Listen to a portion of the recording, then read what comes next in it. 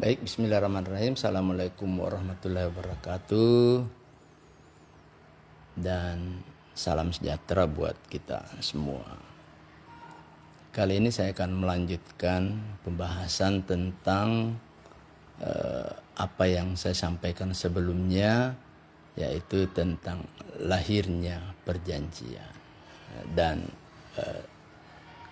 sebelumnya saya sudah menjelaskan tentang kapan perjanjian itu bisa terjadi. Sebelumnya juga sudah menjelaskan tentang teori kehendak, teori pernyataan kehendak, lalu kemudian perbaikan dari kedua teori itu, yaitu teori Haphazarding atau teori penimbulan bahaya, ya, dan Pertrouwens teori atau teori kepercayaan. Kali ini saya akan masuk lagi dengan menjelaskan tentang kapan terjadi perjanjian. Ya.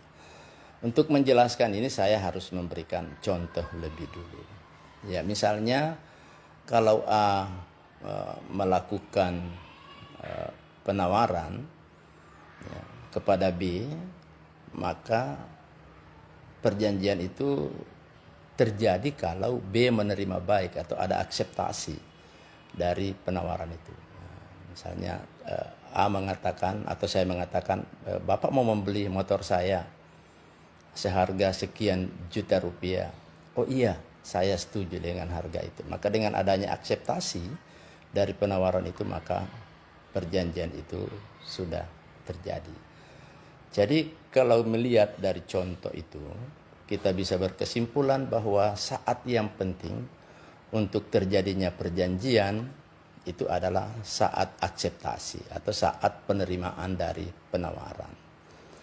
Oleh karena itu pertanyaan yang muncul, kapan terjadi perjanjian, itu nanti akan beralih menjadi kapan dapat dikatakan ada akseptasi. Karena saat akseptasi inilah yang paling menentukan saat terjadinya perjanjian. Sekali lagi saya selalu menggunakan istilah akseptasi untuk menghilangkan kesalahpahaman, ya, itu acceptance, ya, istilah asing itu untuk penerimaan, karena nanti salah diartikan, nanti seolah-olah berarti penerimaan surat penawaran, padahal bukan itu, ya. Jadi bukan suratnya yang diterima, tetapi menerima isi dari penawaran, ya.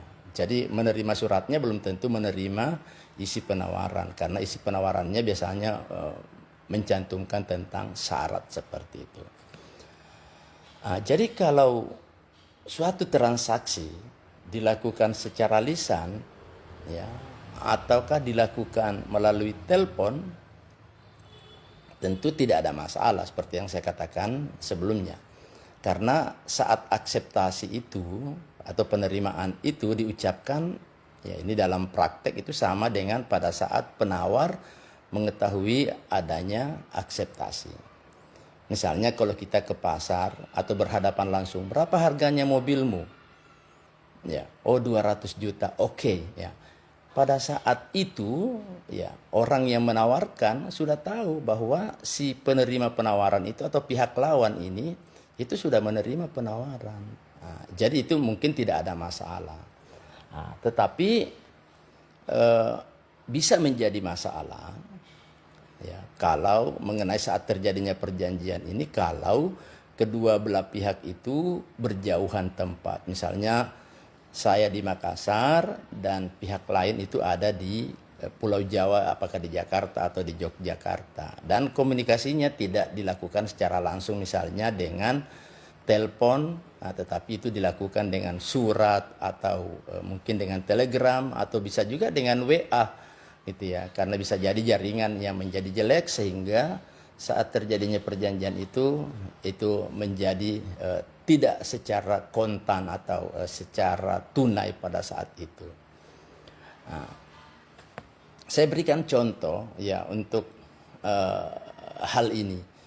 Misalnya di Jakarta, ya, saya lebih suka memberikan contoh karena teman-teman yang menonton ini Tidak semuanya berlatar belakang sarjana hukum. Jadi untuk memudahkan pemahaman itu, saya berikan dengan contoh. Nah, misalnya A di Jakarta menawarkan dengan surat atau melalui surat kepada B di Makassar 20 sepeda motor Honda ya, tipe tertentu ya dengan harga ya misalnya NMAX dengan harga 35 juta per unit ya, mungkin karena ini langganan lalu disebutlah 30 juta per unit karena nanti dijualnya 35 atau 40. Pada tanggal 6 April ya, B yang ada di Makassar ini ya itu menulis surat balasan ya, menulis surat balasan bahwa dia menerima atau mengaksept penawaran dari si A yang di Jakarta ini ya. Jadi dia menulis suratnya. Jadi aksepnya itu atau persetujuannya itu dilakukan juga dengan surat. Pada tanggal 7 April baru surat itu diposkan atau dikirim melalui pos di Makassar. Nah, tanggal 9 April ya, surat itu sampai di kantornya si A di Jakarta. Tanggal 11 April A baru membaca surat dari B ya yang di Makassar itu. Nah, tentu pertanyaannya ya, kapan kira-kira terjadi perjanjian? Apakah pada tanggal 6 pada saat surat itu ditulis, ataukah tanggal 7 pada saat surat itu dikirimkan ya, atau tanggal 9 pada saat surat itu sampai di kantor, ataukah tanggal 11 pada saat surat itu selesai dibaca. Nah, ini yang menjadi problem ya. Kalau saja umpamanya dianggap bahwa perjanjian itu lahir kalau jawaban sudah diterima oleh orang yang menawarkan ya, maka pada saat acceptor atau pada saat orang yang menerima penawaran ini, yaitu orang-orang yang ada di Jakarta tadi yang mengirimkan penawaran, nah, lalu kemudian akseptornya mengirimkan jawabannya, nah itu kan belum pasti ketika si B di Makassar ini menulis surat jawaban bahwa dia setuju dengan harga NMAX yang 30 juta itu. Nah, pertanyaannya apakah akseptasinya itu menimbulkan perjanjian atau tidak? Sebab bisa saja 1 jam sebelum akseptor atau orang-orang yang di Makassar ini mengirimkan akseptasinya atau penerimaannya, ya, orang yang menawarkan ini yang di Jakarta ini telah mengirim kembali telegram pemberitahuan bahwa dia menarik kembali penawarannya. Sedangkan pada saat itu jawaban masih dalam perjalanan. Nah, masalah berikutnya ya ini tentu menimbulkan masalah dan ini bisa menyulitkan hubungan orang-orang yang ada di dalam masyarakat. Ini ada kemungkinan banyak terjadi di dalam masyarakat kita, cuma masyarakat kita belum paham sehingga mungkin juga dia tidak mempersoalkan. Nah, inilah pokok masalah yang saya akan jelaskan nanti pada saat mengurai tentang teori-teori lahirnya perjanjian. Jadi ketetapan mengenai kapan perjanjian itu timbul, itu mempunyai arti yang sangat penting. Ya. Pertama bagi penentuan risiko. Karena kita tahu bahwa yang namanya risiko itu selalu ada pada pemilik barang. Itu pada umumnya selalu ada pada pemilik barang. Jadi kalau misalnya kita beli sesuatu sudah terjadi transaksi, hak miliknya beralih, maka walaupun barang itu belum tiba di rumah kita sementara dalam perjalanan, ya itu risikonya ada pada kita, atau barang itu terbakar risikonya ada pada kita. Jadi mengapa penting ditentukan kapan saatnya perjanjian? Karena itu berkaitan dengan risiko. Siapa yang menanggung risiko? Apakah orang yang menawarkan barang atau orang yang menerima penawaran itu atau akseptornya itu tadi. Kedua, itu mempunyai arti penting bagi kesempatan penarikan kembali penawarannya. Dan yang berikutnya adalah penentuan saat mulai dihitungnya jangka waktu daluarsa serta menentukan tempat terjadinya perjanjian. Nah, masalah-masalah ini ya tentang risiko, tentang penarikan kembali, saat mulai dihitungnya daluarsa dan tempat terjadinya perjanjian, ini selalu berkaitan dengan kapan dianggap pihak lain itu telah memberikan akseptasinya Nah, yang kesulitannya adalah karena para pihak tidak berada atau tinggal di kota yang sama. Dan hubungannya dilakukan melalui alat komunikasi seperti surat menyurat atau telegram. Kalau saat ini kayaknya hampir tidak lagi terjadi seperti ini. Karena kita sekarang komunikasinya lancar. Nah, tetapi bisa jadi untuk suatu peristiwa-peristiwa tertentu, karena kadang-kadang sebuah teori itu sudah ketinggalan zaman, tiba-tiba ada lagi yang muncul. Nah, maka digunakanlah teori seperti yang banyak terjadi sekarang ini. Contohnya teori mailbox itu sudah ditinggalkan sebenarnya. Tapi begitu muncul transaksi elektronika, maka kembali bahwa teori mailbox ini sangat cocok untuk diterapkan. Nah, sekali lagi bahwa pertanyaan yang muncul, pada tanggal yang manakah dapat dikatakan ada acceptance sehingga terjadi perjanjian? Tanggal 6-kah pada saat surat itu dibuat? Tanggal 7-kah pada saat surat itu diposkan? Ya, tanggal 9 pada saat surat itu tiba, ataukah tanggal 11 setelah surat itu selesai dibaca? Nah, untuk menjawab ini tentu tidak gampang. Ya, seringkali mahasiswa ada yang menyebut tanggal 6, 7, ya, 9, ada 11. Tapi pada umumnya mereka tidak mampu menjelaskan mengapa dia berpendapat bahwa tanggal 6 itu terjadi perjanjian.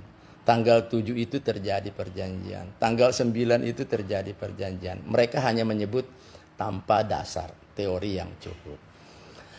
Nah, untuk menjawab itu, di dalam praktek terdapat 4 macam teori untuk menjawab itu ya. Pertama, ada yang disebut dengan teori pernyataan atau Eyting's theory.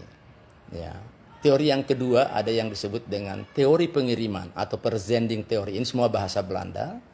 Nah, teori yang ketiga adalah teori pengetahuan atau Vernaming's theory, dan teori yang keempat itu adalah teori penerimaan atau Ompang's theory. Nah, keempat teori inilah yang akan menjawab kira-kira kapan saat terjadinya perjanjian. Mengenai teori pernyataan, kalau kita bersandar pada teori pernyataan, maka saat terjadinya atau Eyting's theory ini, maka saat terjadinya perjanjian itu telah ada pada saat si B di Makassar baru menulis surat balasan mengatakan bahwa dia menerima penawaran NMAX yang 30 unit itu dengan harga 30 juta. Nah, jadi sementara dia menulis jawaban penerimaan, perjanjian itu sudah terjadi kalau menurut teori pernyataan. Nah, dengan perkataan lain bahwa perjanjian itu ada pada saat pihak lain menyatakan penerimaan atau akseptasinya. Nah, jadi penerimaan itu dinyatakan dalam wujud suatu tulisan surat balasan. Nah, maka pada saat tersebut pernyataan kehendak dari orang yang menawarkan atau acceptor ini itu dianggap sudah saling bertemu. Nah, kelihatannya ada beberapa ahli yang keberatan dengan pendapat ini. Nah, keberatannya begini, kalau teori ini sangat berbahaya karena orang tidak dapat menetapkan secara pasti kapan perjanjian telah lahir. Karena orang-orang di Jakarta sulit mengetahui dengan pasti dan membuktikan kapan saat penulisan surat jawaban ini. Nah, di samping itu kita lihat juga kelemahannya atau keberatannya bahwa perjanjian ini sudah terjadi pada saat acceptor masih mempunyai kekuasaan penuh atas surat jawaban. Ya, jadi suratnya masih ada di depannya, belum sampai kepada orang yang melakukan penawaran. Tetapi kok sudah terjadi perjanjian. Jadi dengan begitu dia dapat mengulur-ulur waktu, bahkan bisa nanti suatu saat membatalkan akseptasinya. Sedangkan orang yang menawarkan ini sudah terikat dengan penawaran itu. Artinya apa? Pada saat orang di Makassar sudah menulis jawaban, maka orang-orang di Jakarta itu sudah tidak boleh lagi melakukan transaksi atas motor yang dipunyainya. Jadi di sini ada semacam ketidakpastian. Beberapa saya seringkali memberikan contoh ya tentang surat ini betapa tidak pastinya. Saya katakan saya pernah sekolah di Jakarta di Yogyakarta pada saat S2, di mana pada saat itu telepon belum ada. Masih sangat sedikit orang yang memiliki telepon. Akses untuk bertelepon itu masih sangat sulit, sehingga yang laku pada saat itu adalah surat menyurat. Saya dengan orang tua saya itu lancar bersurat. Karena itu pesannya pada saat sama sekolah, tolong jangan pernah tidak menyurat di dalam seminggu itu. Jadi saya selalu surat menyurat. Suatu saat karena banyaknya tugas yang saya harus buat, ya itu bertumpuk surat sehingga soal ya tugas, sehingga saya tidak, minggu itu ada satu minggu saya lupa ya atau tidak berkesempatan untuk menulis surat. Lalu dengan surat ya datang dari ibu, itu teguran sebenarnya. Nah, dia mengingatkan saya bahwa nak, pendek suratnya tetapi itu sangat menyedihkan, bahwa nak, sesibuk apapun kamu di tempat orang, jangan pernah lupakan ibumu yang ada di kampung. Oh, itu sangat mengiris itu. Nah, jadi untuk menghindari seolah-olah saya ini tidak melupakan dia, ya saya menulis surat, ya saya berkolusi dengan petugas pos. Saya minta, Mas, tolong surat saya ini distempel yang terakhir kali sehingga tanggalnya itu tidak jelas di stempel pos. Ya walaupun ada cap stempelnya, tapi untuk tanggal tidak terlalu kentara. Karena dia tahu saya berlangganan setiap minggu, akhirnya dia melakukan itu. Jadi surat saya itu yang biasanya tukang pos itu satu kali memukulkan ke bantal stempel, dia pukul seterusnya. Nah, itu terlihat bahwa dia akan melakukan beberapa surat, dan biasa surat terakhir tidak terlalu kentara. Dan saya menulis tanggal mundur. Sesungguhnya tanggal itu saya masih ingat, tanggal 24 Maret ya 1991. Kemudian saya menulis surat itu seolah-olah saya menulis pada tanggal 19 Maret. Padahal itu surat itu saya buat tanggal 24 Maret. Saya mengundurkan tanggal di kertas surat jawaban saya, ya seolah-olah menulis dan mengingat dia, padahal itu terlambat. Lalu berikutnya saya mengirim surat, beda satu hari, intel pas satu hari, seolah-olah bahwa surat yang lalu itu terlambat terkirim, bukan karena lupa pada ibu. Padahal sebenarnya saya betul-betul tidak sempat untuk menulis surat. Ini yang saya katakan, itu contoh kelemahan dari teori ini, bahwa orang bisa saja merekayasa tanggal surat itu, dan dengan rekayasa seperti itu pun orang sulit membuktikan. Sementara orang-orang yang ada di Jakarta itu sudah terikat dengan penawarannya sehingga tidak bisa menjual lagi, karena kalau dia jual dia bisa dianggap ingkar janji. Sudah menawarkan dan orang sudah menerima, bahkan bisa dianggap bahwa itu dia melakukan penggelapan. Karena orang di Makassar ini sudah menjadi pemilik dari motor itu, walaupun sebenarnya di Jakarta ini belum pasti bahwa apakah itu sudah diterima atau tidak. Nah, kemudian muncullah teori yang lebih bagus, ya, yang disebut dengan teori pengiriman atau presenting teori. Ini biasa juga dikenal dengan mailbox teori atau teori mailbox, ya, atau teori kotak pos. Nah, ini kelihatannya jauh lebih maju dibanding dengan I think teori tadi atau pernyataan. Kenapa? Karena saat terjadinya perjanjian itu dilihat pada saat surat itu dikirim. Jadi biasanya tertulis tanggalnya, bukan tanggal tulisan surat tetapi tanggal cap pos, ya, yang menentukan bahwa perjanjian itu terjadi pada saat dicapnya atau adanya terteranya cap itu pada surat. Biasanya distempel cak itu terlihat bahwa mengenai atau menurut teori ini, pengiriman atau presenting teori atau mailbox teori ini, bahwa perjanjian itu terjadi pada saat akseptor memasukkan atau mengirimkan suratnya di kantor pos. Nah, menurut teori ini, ya inilah saatnya terjadi perjanjian. Dan teori mailbox ini banyak dianut di negara-negara common law atau negara-negara Anglo-Saxon. Tetapi apapun, teori ini kelihatannya masih mengandung kelemahan, yaitu bahwa perjanjian ini sudah lahir, ya, dan tentu saja sudah mengikat orang yang menawarkan di Jakarta pada contoh tadi, pada saat dia sendiri belum tahu apakah mereka yang di Makassar itu sudah mengirim surat atau belum. Nah, tetapi sekali lagi dia lebih maju dari teori pernyataan. Nah, teori pernyataan dan teori pengiriman ini itu tidak bisa diterima dan dijadikan dasar dari kepatutan atau delicate and redelicate. Ya. Konsekuensi dari diterimanya teori ini adalah bahwa dalam hal orang yang menawarkan telah mengirimkan berita penarikan kembali penawarannya lebih dulu daripada tanggal pengiriman, ya, berita penerimaan pihak akseptor, maka itu tidak lahirlah perjanjian antara mereka. Ya. Jadi kalau dilihat stempelnya tanggal 7, lalu kemudian tanggal pembatalan itu tanggal 6, ya maka dianggap bahwa itu tidak terjadi perjanjian. Itu sedikit agak bagusnya. Karena masih bisa dilawan dengan itu, diperlihatkan dengan itu. Ya, kelamaan dia tidak balas, lalu kita mengirim surat, besoknya kita lihat baru dia kirim surat, berarti penarikan itu menjadi benar ya dan sah, sehingga tidak terjadi perjanjian. Hanya saja tetap ada sesuatu yang dirasakan tidak adil di sini. Itu jika kita meninjaunya dari sudut orang yang menawarkan, ya selalu masih ada kemungkinan untuk menarik kembali penawarannya. Asal saja penarikan itu sampai pada orang yang ditawari sebelum ia mengirimkan jawaban penerimaannya. Nah, namun sebaliknya di sini si penerima itu tidak mempunyai kesempatan seperti itu, ya. Sebab perjanjian sudah lahir dan karenanya sudah mengikat, ya, dengan dikirim jawaban persetujuan. Sekalipun jawaban persetujuan itu belum sampai pada orang yang menawarkan, ya, apalagi mengetahuinya. Sampai saja belum, apalagi mengetahuinya bahwa sudah ada jawaban persetujuan atas penawaran itu, tetapi ini sudah mengikat dirinya.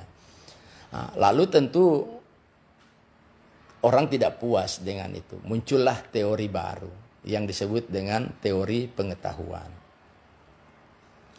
Nah, teori pengetahuan atau Vernaming's teori.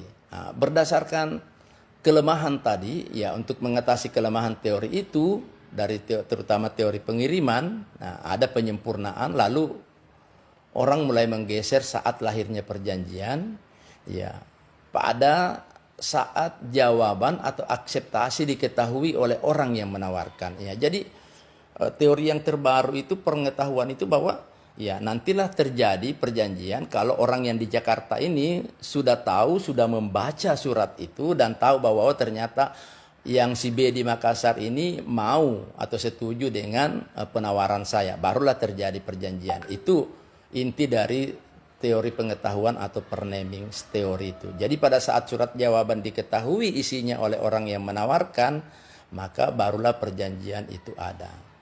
Nah, ternyata setiap teori itu punya kelemahan. Nah, teori ini juga dikritik, ya, bahwa sebenarnya teori ini sudah bagus, ini sudah ideal, tetapi masih ada masalah, ya. Masalahnya itu dalam hal penerima surat membiarkan suratnya itu tidak dibuka. Nah, jadi bisa jadi terjadi seperti itu. Nah, apakah hal yang seperti itu mengakibatkan perjanjian juga lahir?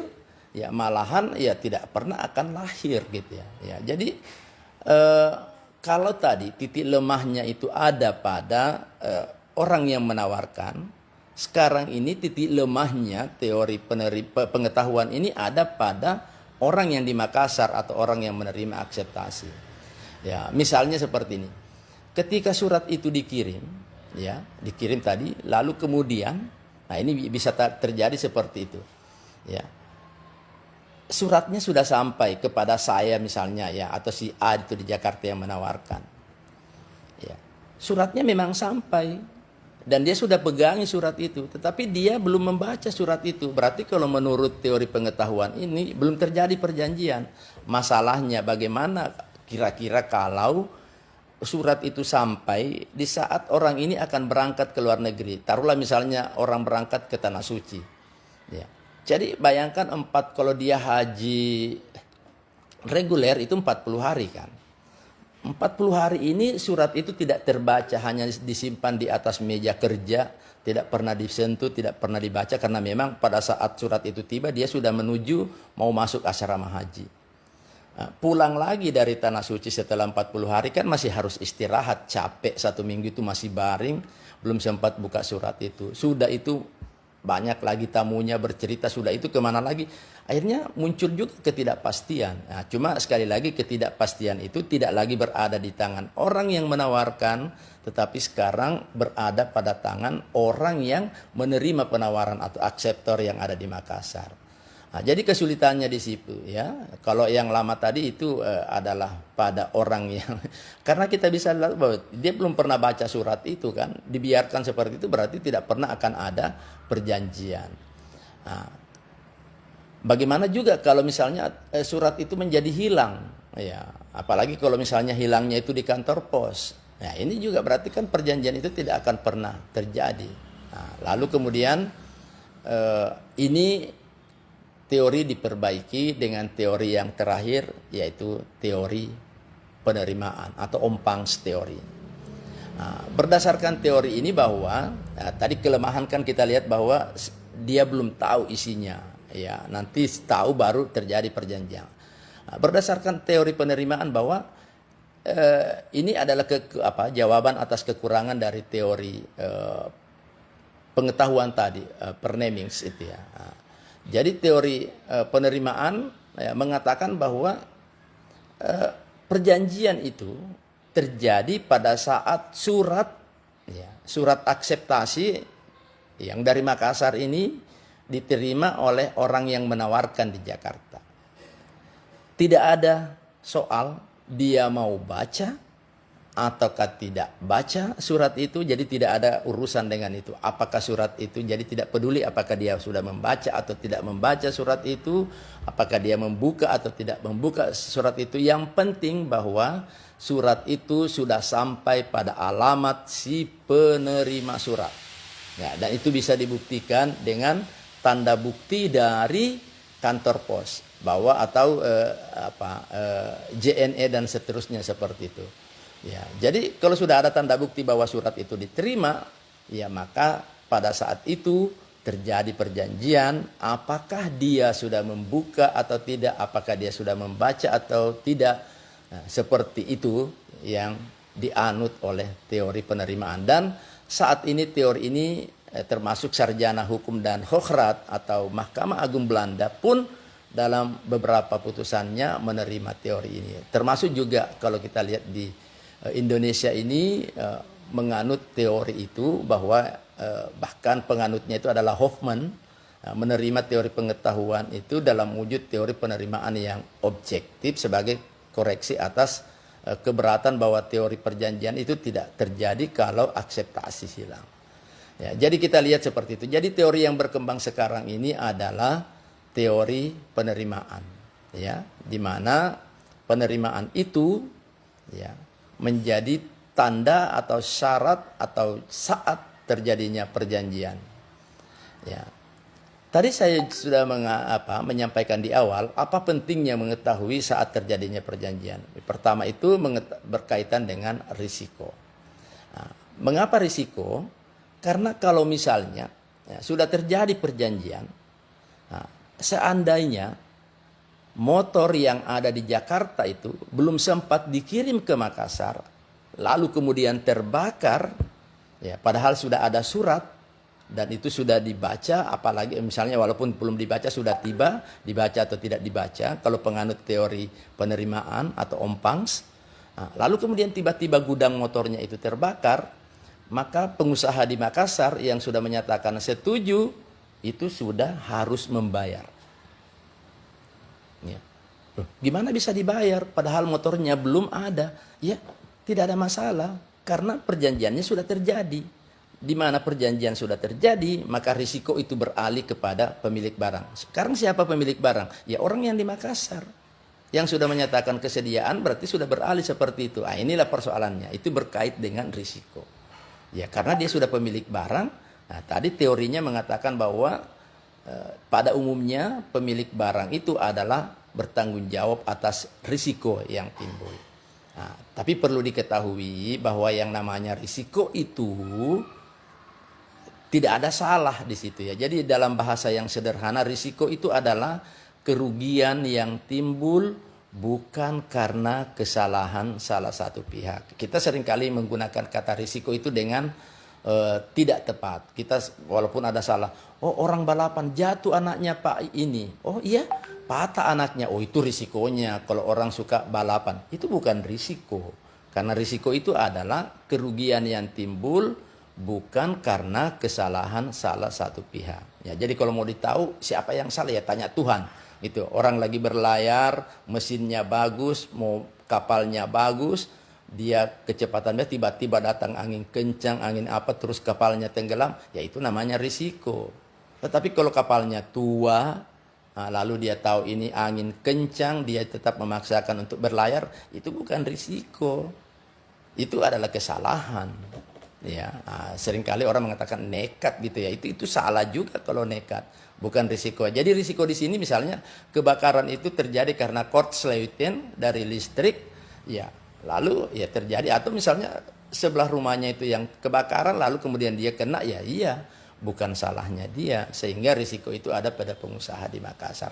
Ini pentingnya seperti itu ya. Jadi kemudian berikutnya tadi adalah dalam hal mengatur tentang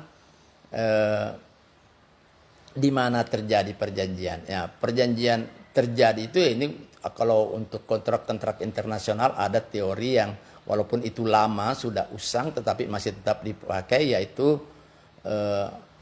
lex loci contractus, yaitu di mana kontrak itu dibuat, maka pada saat itu kita mengatakan bahwa disitulah tempatnya perjanjian itu terjadi. Ini kaitan dengan apa? Itu kaitan dengan pembayaran. Biasanya orang bersoal, di mana dibayar? Iya, kalau tidak ditentukan di mana dibayar, maka BW atau Kawah Perdata itu menentukan bahwa di mana terjadinya transaksi, maka di situ harus dibayar.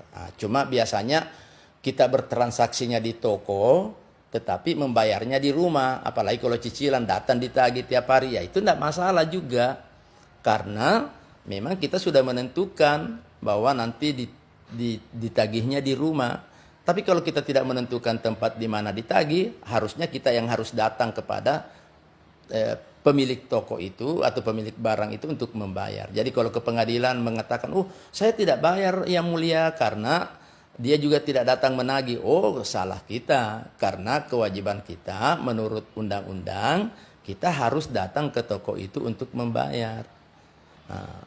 Tukang toko itu boleh datang ke rumah kita untuk menagih kalau kita memperjanjikan bahwa dia yang akan datang ke toko kita untuk menagih. Saya kira ini dulu kelanjutan dari apa yang saya sampaikan ya dari pertemuan sebelumnya ya, yang menerangkan tentang kehendak dan teori kehendak. Semoga saja apa yang saya sampaikan ini bermanfaat bagi kita semua, terutama diri saya, dan ini mengandung jariah. Ya. Demikianlah saya ucapkan Assalamualaikum warahmatullahi wabarakatuh, dan salam sejahtera buat kita semua. Sampai bertemu pada materi-materi berikutnya.